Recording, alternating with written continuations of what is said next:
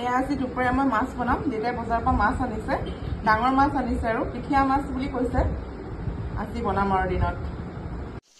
এয়া মোৰ মাছ ধুই ধাই ৰেডি। আজি মই মাছ ৰঙালাও দিয়ে বনাম। এইফালে মই ৰঙালাও কাটি ৰেডি কৰিলোঁ। ৰঙালাওৰ লগতে মই এইফালে পিঁয়াজ কাটি থৈছোঁ, নহৰু। মই মাছৰ তৰকাৰীটোত মানে নহৰুৱে দিম আৰু এইফালে জলকীয়া দুটা, মিঠি গুটি চম্ভাৰ দিম আৰু তেজপাত। এইফালে তৰমুজো কাটি লৈছোঁ, মাছো ফ্ৰাই কৰি থাকিম, তৰমুজো খাই থাকিম। মই খাই কিন্তু বৰ ভাল পাওঁ তৰমুজ। এয়া মই তেজপাত দিছোঁ, মিঠি গুটিও দি দিছোঁ অলপ। এয়া মই পিঁয়াজ দি দিছোঁ, এইফালে জলকীয়া দুটা ভাঙি দিছোঁ। এইটো আকৌ মই আইৰণ কেৰাহীত বনাওঁ দেই। মানুহে নাভাবিব যে এইটো মই কেৰাহীটো ক'লা হয়, নহয়, এইটো আইৰণ কেৰাহী হয়, লোহাৰ কেৰাহী বুলি কয়। পিঁয়াজখিনি ৰঙচুৱা হোৱাৰ পিছত মই ইয়াত ৰঙালাওখিনি ঢালি দিম।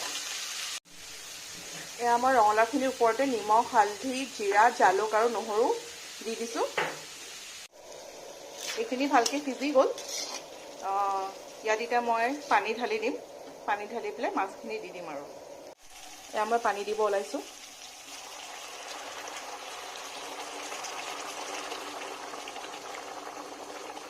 ইয়াত এতিয়া মই মাছবোৰ দি দিছোঁ। এয়া মই মাছ দিলোঁ, এতিয়া ভালকৈ উতলিবলৈ দিম। এইফালে মায়ে কচু বইল বহাইছে, কচুত নিমখ সানি লৈছে। নিমখ দি পেলাই এতিয়া পানী দি পূৰা কচুখিনি ভালকৈ বইল কৰিব। এয়া মোৰ কচু বইল হৈ আছে, এইফালে বিলাহীও দি দিছোঁ লগতে বইল হ'বলৈ। এইফালে মই কচুও বনাই আছোঁ। এয়া বিলাহী, বইল কৰা বিলাহী, তাৰ লগতে আপোনাৰ আদা, নহৰু, জলকীয়া পিচি পেলাই আৰু পিঁয়াজ পিচিও দি দিয়া হৈছে।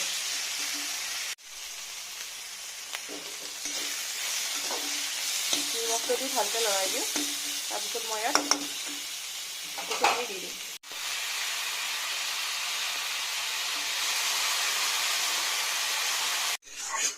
বিলাহীটো পূৰা ভাঙি দিব লাগিব, তাৰপিছতহে মাছ দিব পাৰিম। মাছ মানে এপিছে দিম আৰু খালি গোন্ধটোৰ কাৰণে।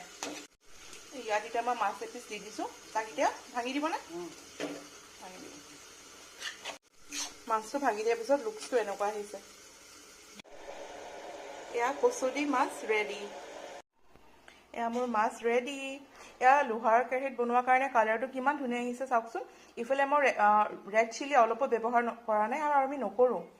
এইফালে পদুনাৰ চাটনি, এইটো লাই শাকৰ চাটনি, এইফালে ভাত আছে আৰু এইফালে আমাৰ ষ্টাৰ আইটেম এইটো হ'ল কচু দি মাছ। আজি দুপৰীয়া আহাৰ এনেদৰে খোৱা হ'ব আৰু আমাৰ। দেউতা কেনেকুৱা হৈছে কচুটো? বঢ়িয়া আছো, বঢ়িয়া বনাইছো। Thank U.